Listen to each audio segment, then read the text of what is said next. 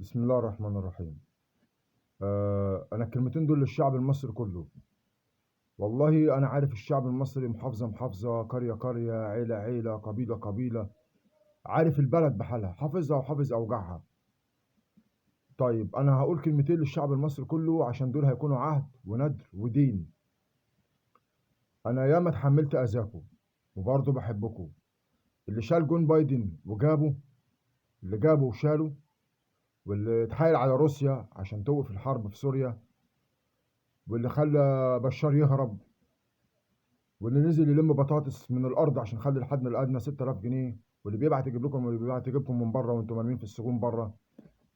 طيب والله والله والله وده عهد ونذر ودين عليا، لعيشكوا اسياد على العالم كله. والله لخليكم تشوفوا نعيم ما عشتوه مدى الدهر. والله لخليكم تشوفوا معجزات ما حصلت في مدى التاريخ في مقابل اللي انا هعمله.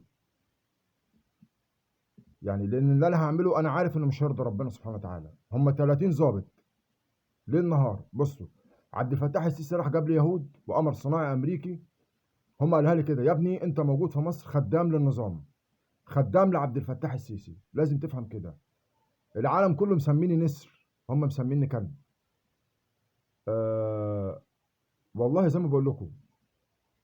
فوالله والله والله والله لا نكنس وانهم قدام العالم كله. والله لا اقطع عيالهم. والله لا احرمهم من الدنيا زي ما حرموني.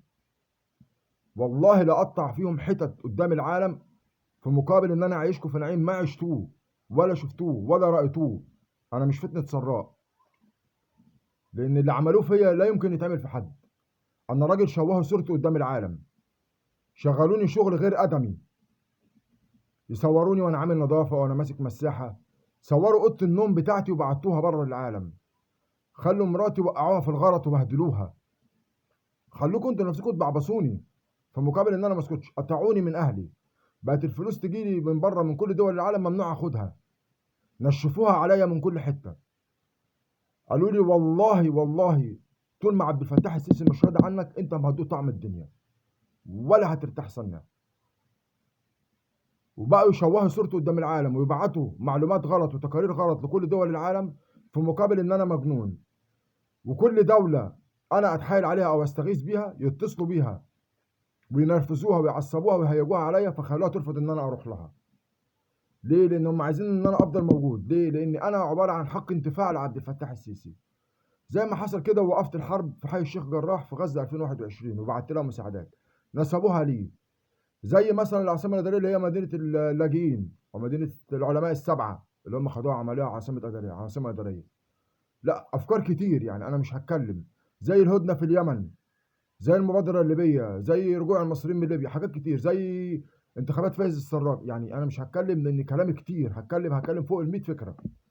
فانا في مصر المخابرات او ال 30 ضابط اللي موجودين دول هم قالوا لي: يا ابني احنا مالناش رب، ربنا هو عبد الفتاح السيسي، مالناش اله، الهنا هو السيسي. يا ابني احنا كفره مالناش دين.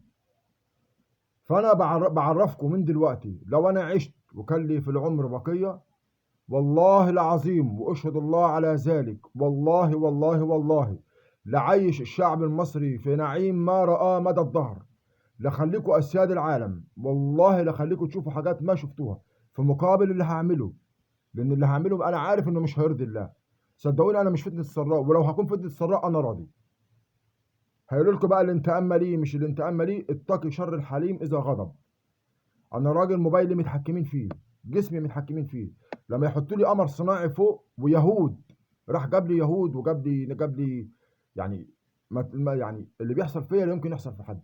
لما ينشفوها ويضيقوا رزقي، لما بيقول لك اوضه نومي مصورينها. فانا دي رسالتي للشعب المصري كله.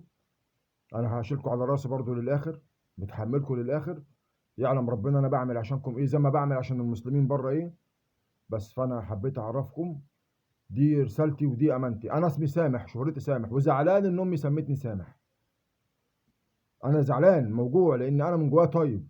فانا دي مزعلاني، بس انا حبيت اعرفكم عشان ده يكون وعد بيني وبينكم وبيني وبين الارض. هو كده كده والارض كلها سواسيه والمسلمين كلها هريحها، بس المصريين لازم تبقى عارفه الوعد ده ليها في مقابل اللي انا هعمله في دول.